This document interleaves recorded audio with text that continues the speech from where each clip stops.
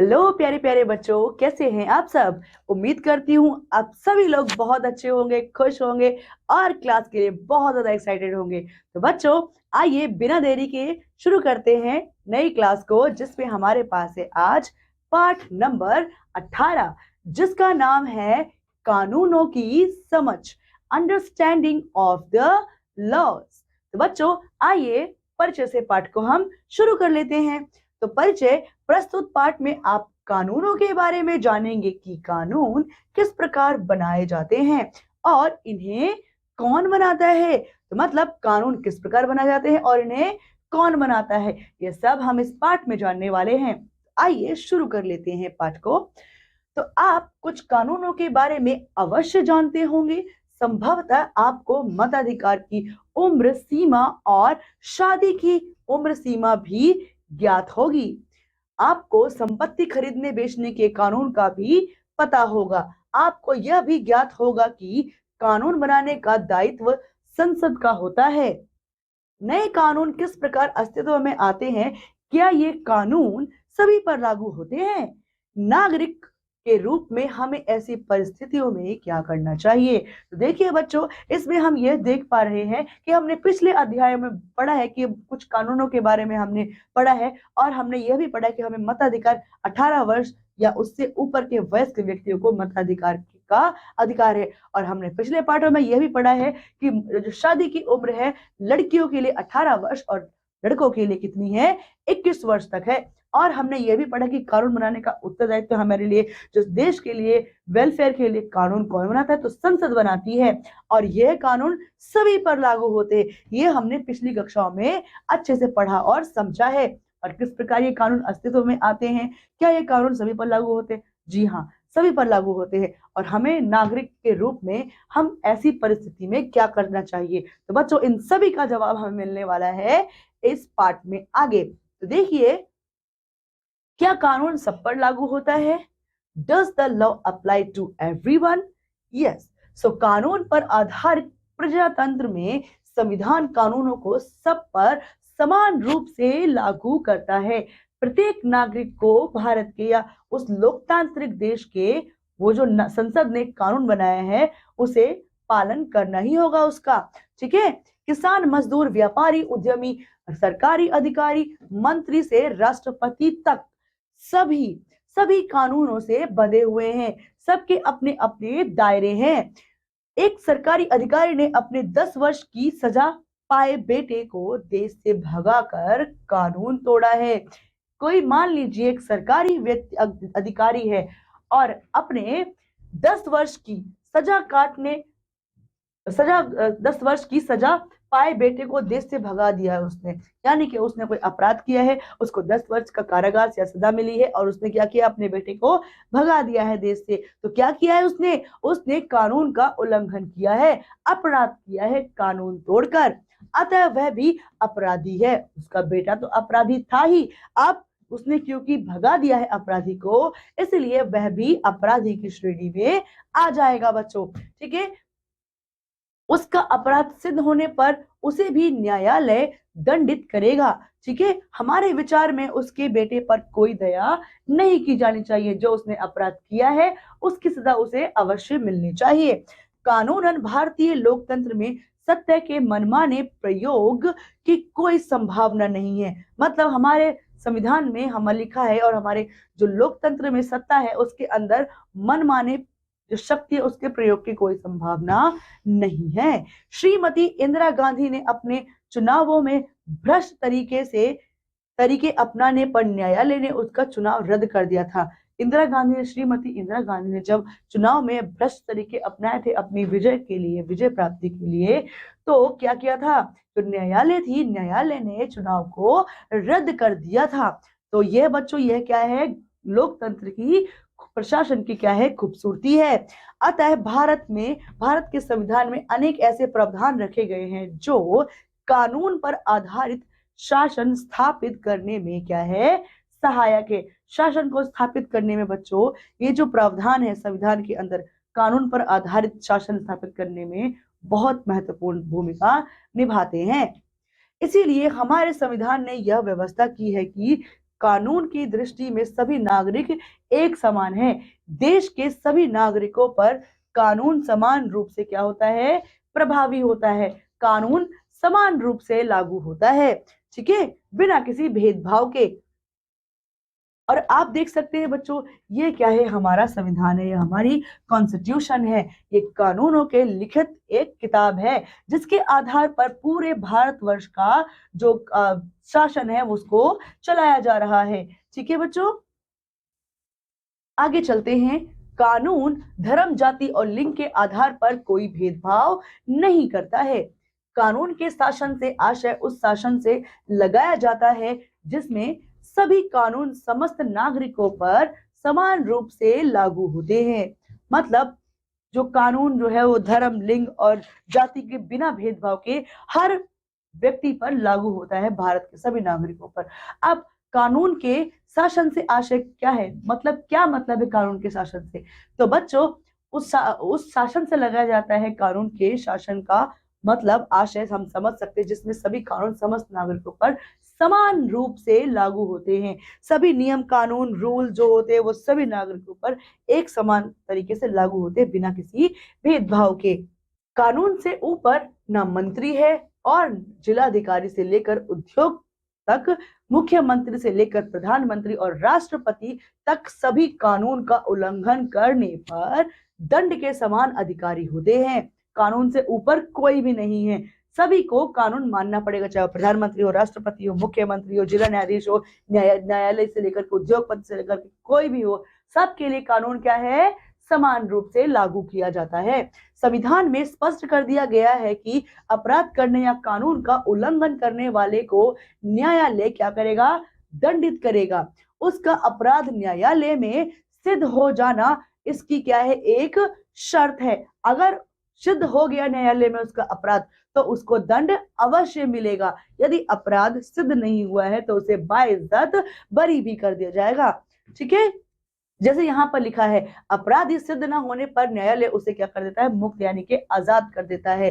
कई बार साक्ष्यों के अभाव में अपराधी सजा पाने से बच जाते हैं, क्योंकि जो हमारा कानून है वह सबूतों पर विश्वास करता है। यदि सबूत नहीं मिलते हैं तो क्या होता है, अपराधी भी बच सकता है। प्राचीन काल में भारत में अनेक स्थायी कानून रहे होंगे। प्राय एक ही अपराध के लिए अनेक कानून थे, एक अपराध के लिए अलग अलग कई कानून थे। ठीक है, विभिन्न समुदायों के मुखिया जो नेता लोग थे कानूनों को अपने अधिकार क्षेत्र के अनुरूप लागू करते थे। जितना उनका अधिकार क्षेत्र होता था उस तरीके से उन जो नियम कानून थे उनको वह लागू करते थे। वे कानून लागू करने के लिए स्वतंत्र थे, कोई भी किसी भी तरीके का कानून लागू कर सकते थे। उनकी आज्ञा ही कानून था, जो वो आज्ञा देंगे वही क्या बच्चों, कानून के जैसे काम करता था। जातिगत अपराधों में अलग अलग व्यक्ति को अलग अलग सजा देने का प्रावधान था। जातिगत क्या था, जातिगत व्यक्ति को अलग अलग अपराधों में क्या था, अलग अलग सजा देने का अधिकार था। ठीक है, प्राय ऐसे उदाहरण मिलते हैं कि निचली जाति वालों को कठोर सजा दी जाती थी। ठीक है, औपनिवेशिक शासन में जिस कानून अधिकारित शासन की नींव पड़ी थी वह धीरे धीरे पक्की होती चली गई। यानी कि जो निचले व्यक्ति, निचली जाति के जो लोग थे उनको कठोर दंड मिलता था उसी अपराध के लिए, और सेम अपराध के लिए उच्च जाति वाले को कम दंड मिलता था, जो कि एक भेदभाव को इंगित करता है। जाति के आधार पर सजा देने का भेदभाव समाप्त हो गया है।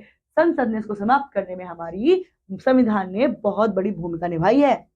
अनेक लोगों का मानना है कि भारत में कानून आधारित शासन की स्थापना अंग्रेजों ने ही की थी, परंतु इतिहासकारों ने इसे विवादित माना है। अब क्या है, बहुत से लोग हैं जो मानते हैं कि भारत में जो कानून पर आधारित शासन की स्थापना अंग्रेजों ने की थी, लेकिन क्या है बच्चों, इतिहासकारों ने इसे क्या किया है, इतिहासकारों ने इसे विवादित माना है, क्योंकि उन्होंने बोला कि नहीं, हमने अपने कानून बनाए, अपने नियम बनाए, ऐसा विवादित माहौल बन गया है। इसके लिए उन्होंने निम्नलिखित तर्क दिए कि हमने उनके ब्रिटिशर्स के द्वारा बनाए हुए कानूनों को हम नहीं फॉलो कर रहे हैं, हम अपने बनाए हुए नियम कानूनों को लागू करते हैं। तो उसके लिए उन्होंने निम्न तर्क भी दिए हैं। तो अब पहला है बच्चों, औपनिवेशिक कानून मनमानेपन पर आधारित थे। जो औपनिवेशिक कानून थे वो जबरन वसूली करते थे, अत्याचार करते थे, बहुत क्रूरता पूर्वक जो व्यक्ति लोग हैं भारतीय उनसे व्यवहार किया जाता था। लेकिन अब तो नहीं होता है ऐसा, इसीलिए वो ये तर्क देते हैं। दूसरा क्या कहते हैं, ब्रिटिश शासन के समय राष्ट्रवादियों ने कानूनों के विकास में बड़ी महत्वपूर्ण भूमिका निभाई है। किसने? ब्रिटिश शासन के समय जो राष्ट्रवादी लोग थे जिन्होंने अपने राष्ट्र के लिए अपने प्राणों की आहुति दे दी, उन्होंने कानूनों के विकास में बहुत बड़ी भूमिका निभाई है। तीसरा देखिए बच्चों, तीसरा है भारतीय राष्ट्रवादियों ने अंग्रेजों के मनमानेपन के कानूनों का डट कर क्या किया था? विरोध किया था, आंदोलन किए थे, ठीक है, बहिष्कार किया था, ठीक है। यह तर्क भी देते हैं इतिहासकार। ब्रिटिश सरकार ने सन 1870 में जो राजद्रोह एक्ट पारित किया, उसमें राजद्रोह की मनमानी और व्यापक परिभाषा दी थी। उसमें क्या है, राजद्रोह क्या होता है उसकी क्या बहुत एकदम व्यापक परिभाषा दी थी। और इस एक्ट में प्रावधान रखा गया था कि किसी व्यक्ति द्वारा ब्रिटिश सरकार का मात्र विरोध करने या आलोचना करने पर उसे बिना मुकदमा चलाए जेल में डालने का अधिकार था। जेल में डाल दिया जाएगा, जरा सा कुछ बोला ब्रिटिश सरकार के अगेंस्ट, उसको क्या तुरंत बिना मुकदमा चलाए, बिना कार्यवाही किए उसको तुरंत जेल में डाल दिया जाएगा। तो ऐसा तो हमारे संविधान में नहीं है, तो इसीलिए कहा गया है, तर्क देते इतिहासकार, कि ये हमारे खुद के कानून नियम कानून है, हमने ब्रिटिशर्स के नियम कानूनों को अपने संविधान में नहीं अपनाया है। यह कानून मनमाना कानून था, जो कि बच्चों क्या करता था, विरोध करने पर तुरंत जेल में डालते थे बिना किसी कार्यवाही के, क्योंकि इसमें बिना दलीलों, बिना वकील और बिना अपील के ही जेल में डाल दिया जाता था। यह स्पष्ट रूप से क्या था बच्चों, कानून के शासन का एकदम उल्लंघन था। कानून था ही नहीं, शासन के दौरान कानून था ही नहीं, यही कहना चाहते हैं इस लाइन में ये, ठीक है। भारतीय राष्ट्रवादी अंग्रेजी सत्ता के ऐसे मनमाने कानूनों का विरोध और आलोचना करते थे तथा मांगों को मनवाने के लिए संघर्ष करते थे। क्या करते थे? ऐसे जो भारतीय जो राष्ट्रवादी थे, अंग्रेज सत्ता के ऐसे मनमाने कानूनों का, नियमों का क्या करते थे? विरोध करते थे और उनकी कड़ी आलोचना करते थे, और तथा मांगों को मंगवाने के लिए, अपने हित के लिए उनसे संघर्ष करते थे, उनसे लड़ाई करते थे, ठीक है। जो समानता के लिए क्या था? एक संघर्ष था, ठीक है। वह मनमाने कानूनों का पालन ना करके एक ऐसी व्यवस्था की स्थापना करना चाहते थे जो न्याय के विचार पर आधारित हो, क्योंकि जो ब्रिटिशर्स का जो शासन काल था उसमें भारतीयों के लिए कोई भी न्यायिक व्यवस्था, उचित न्यायिक व्यवस्था थी ही नहीं, केवल और केवल भारतीयों का शोषण ही होता था। तो जिसके लिए क्या करते थे, लगातार समानता के लिए संघर्ष करते थे कि जो नियम कानून ब्रिटिशर्स के लिए हैं वही नियम कानून भारतीयों के लिए भी होने चाहिए, ठीक है। वह मनमाने तरीके से कानूनों का पालन ना करके ऐसी व्यवस्था की स्थापना की मांग करते थे जिसमें क्या हो बच्चों, उनके जो न्याय के आधार पर आधारित हो, ठीक है, न्याय के विचार उसमें सम्मिलित हो। 19वीं शताब्दी में भारतीय वकीलों ने कानून के विरुद्ध दलीलें देने को व्यवसाय बनाना शुरू कर दिया। कानून के अगेंस्ट में जाकर के दलील देना उन्होंने शुरू कर दिया और इसी को उन्होंने अपना व्यवसाय बना लिया, ठीक है। उनकी मांग क्या थी, किसके लिए उन्होंने अपने व्यवसाय बनाया बच्चों? तो उनकी मांग थी कि अनौपचारिक न्यायालयों में उन्हें सम्मान दिया जाए। जो अनौपचारिक न्यायालय हैं, जो अथोराइज नहीं है, उनमें भी उनको सम्मान दिया जाए। ऐसे ही भारतीय कानून जो विशेषज्ञ थे, यानी कि जो वकील लोग थे, उन्होंने भारतीयों के अधिकारों की रक्षा के लिए क्या किया? कानूनी लड़ाई लड़नी प्रारंभ कर दी। उन्होंने भी अपने तरीके से भारत की आजादी के लिए ब्रिटिशर से संघर्ष करने बच्चों शुरू कर दिए, ठीक है। भारतीय न्यायाधीश भी अब मुकदमों का निपटारा करने में सक्रिय भूमिका निभाने लगे। अतः औपनिवेशिक शासन में कानून का शासन लागू कराने में भारतीय भी अपना महत्वपूर्ण योगदान दे रहे हैं, ठीक है। औपनिवेशिक शासन में कानून का शासन लागू करने में क्या हो रहा है, जो भारतीय लोग भी हैं वह अपना महत्वपूर्ण योगदान दे पा रहे हैं, ठीक है। आगे देखिए, नए संविधान को स्वीकार कर लेने पर यह दस्तावेज कानून के शासन की क्या है बच्चों? आधारशिला बन गया। जो दस्तावेज थे ना, कानून के शासन की आधारशिला बन गए, ठीक है। नए संविधान को जब हमने स्वीकार किया तब संविधान के प्रावधानों की सीमा में रहकर चुने हुए प्रतिनिधि नया कानून बनाने लगे।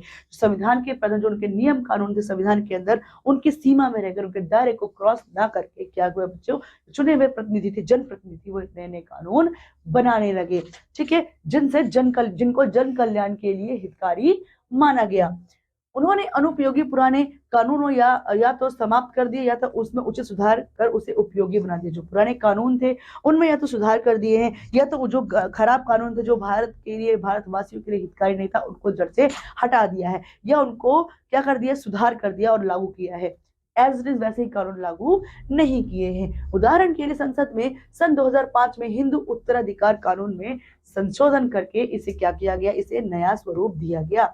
इसमें प्रावधान रखा गया कि परिवार की संपत्ति पर पुत्र पुत्रियों और उनकी मां तीनों का समान अधिकार होगा। पहले क्या था बच्चों, पितृसत्तात्मक हमारा देश था और जिसमें कि पिता के बाद उसकी संपत्ति, चल अचल संपत्ति पर पुत्र का ही केवल और केवल अधिकार होता था। लेकिन 2005 के ये हिंदू जो उत्तराधिकारी कानून में संशोधन करने के बाद यह कहा गया कि पिता के बाद जो उसकी चल अचल संपत्ति है वो उसकी बेटी, बेटे और पत्नी तीनों में विभाजित की जाएगी। ठीक है। इसी प्रकार पर्यावरण की सुरक्षा तथा रोजगार प्रदान कराने के लिए नए कानून बनाए गए। क्या किया गया, रोजगार प्रदान कराने के लिए नए कानून बनाए गए और क्या बच्चों, जो पर्यावरण की सुरक्षा है उस पर भी ध्यान दिया गया। लोग कानून के लिए मांग पत्र प्रस्तुत करते हैं, उसके लिए जुलूस निकालते हैं, हमारी मांगे पूरी करो, हमारी मांगे पूरी करो। ये तो आपने बच्चों हर जगह सुना ही होगा। तो ये अपनी मांगे मंगवाने का क्या है, जुलूस वाला तरीका होता है। तथा धरना प्रदर्शन करते जैसे अनशन करना, है ना। तो सरकार उनकी उचित मांगों को पूरा करने के लिए नया कानून बनाती है। जब उनकी मांगे इतनी बड़ी होती हैं और सही होती हैं तो बच्चों उनके लिए भी नए कानून बनाने पड़ते हैं। ठीक है। अब यहाँ देखो, ये जेंडर इनइक्वालिटी का एक पोस्टर है जिसमें मेल और फीमेल यानी कि पुरुष और स्त्री दोनों को बराबर माना गया है। ठीक है। ये क्या है, उसका एक लोगो है, चित्र के माध्यम से आप देख सकते हैं। नए कानून किस तरह बनते हैं, how are new laws made. नए कानून बनाने के लिए हमें जानकारी चाहिए बच्चों। तो आइए देखते हैं किस तरीके से नए कानून बनते हैं। तो देखिए, नए कानून बनाने के लिए एक निश्चित प्रक्रिया होती है। राज्य के लिए कानून विधानसभा तथा देश की संसद बनाती है। क्या बनाती है, राज्य के लिए कानून कौन बनाती है, विधानसभा बनाती है और देश की संसद बनाती है। समाज के विभिन्न समुदाय किसी विशेष कानून की क्या करते हैं, मांग उठाते हैं, विशेष कानून की मांग उठाते हैं। संसद उस पद पर संज्ञान लेकर संसद में विधेयक प्रस्तुत करती है जिस पर लोकसभा तथा राज्यसभा विचार करके उसे पारित करती है। ठीक है बच्चों। तो संसद क्या करती है, जिस विशेष कानून के लिए संसद में मांग उठ रही है उस पर संज्ञान लेती है, उसके बारे में छानबीन करती है, संसद में विधेयक प्रस्तुत करती है जिस पर लोकसभा तथा राज्यसभा अपने विचार करते हैं, उसकी जांच पड़ताल करते हैं, सोचते विचारते और उसके बाद उसे पास करके उसे पारित करते हैं। दोनों सदनों में पारित होने पर विधेयक राष्ट्रपति की अनुमति के लिए भेजा जाता है। जब दोनों सदनों ने, निचला सदन और उच्च सदन क्या होता है बच्चों, राज्यसभा, निचला सदन क्या होता है, लोकसभा, दोनों सदनों में जब यह विधेयक पारित हो जाएगा, पास हो जाएगा, तो कहाँ जाएगा, तो जाएगा बच्चों राष्ट्रपति के पास। और राष्ट्रपति क्या करेंगे, उसके ऊपर अपने हस्ताक्षर करके स्वीकृति देंगे। ठीक है। तो यहाँ पर आप देख सकते हो, राष्ट्रपति के हस्ताक्षर होते ही वह कानून का रूप ले लेता है। ठीक है। जैसे ही घरेलू हिंसा का मामला संसद के समक्ष आया, उनके संवेदनशील होकर इसके लिए कानून बनाने की प्रक्रिया आरंभ कर दी। अब जैसे जैसे घरेलू हिंसा है, ये एक बहुत ही क्या है, एक ऐसा सामाजिक बुराई है बच्चों जिससे कि बहुत सारी स्त्रियों की जिंदगी खराब हुई है। तो ये क्या एक संगीन मामला था जिसके लिए संसद ने क्या किया, तुरंत जब यह मुद्दा सामने आया तो संसद ने तुरंत यह मामला समझा और उसके बाद संवेदनशील होकर के इसके लिए कानून बनाने की प्रक्रिया आरंभ कर दी। कानून बनाने में नागरिकों की भूमिका बहुत महत्वपूर्ण होती है। क्या होती है, कानून बनाने में नागरिकों की भूमिका बहुत अहम भूमिका निभाते हैं। प्रबुद्ध नागरिक जनता की चिंताओं को कानून की सीमा में लाने में संसद की क्या करते हैं, सहायता करते हैं। ठीक है। प्रबुद्ध नागरिक जनता की चिंताओं को कानून की सीमा में लाने का जो प्रबुद्ध नागरिक है वो अपनी अहम भूमिका निभाते हैं। कानून बनाने की प्रक्रिया के प्रत्येक चरण में नागरिकों की क्या आवाज महत्वपूर्ण होती है। जनता की आवाज को संसद तक पहुंचाने के लिए समाचार पत्र, रेडियो तथा दूरदर्शन का सहारा लिया जाता है ताकि उन तक कांटेक्ट किया जा सके। ये क्या है बच्चों, ये है मीडिया के कुछ माध्यम। आम सभाओं में भी इन मुद्दों को उठाया जाता है। ठीक है। इन सभी संचार माध्यमों द्वारा संसद की कार्यप्रणाली और उपलब्धियां जनता तक पहुंचाई जाती हैं। उपलब्धियां और कार्यप्रणाली सब इन सभी के माध्यम से जनता तक जानकारी पहुंचाई जाती है बच्चों। अब देखिए आगे क्या है, अलोकप्रिय और विवादास्पद कानून, अनपॉपुलर एंड कंट्रोवर्सल लॉज कैसे होते हैं बच्चों। देखिए चलिए अब एक और स्थिति पर चर्चा करेंगे।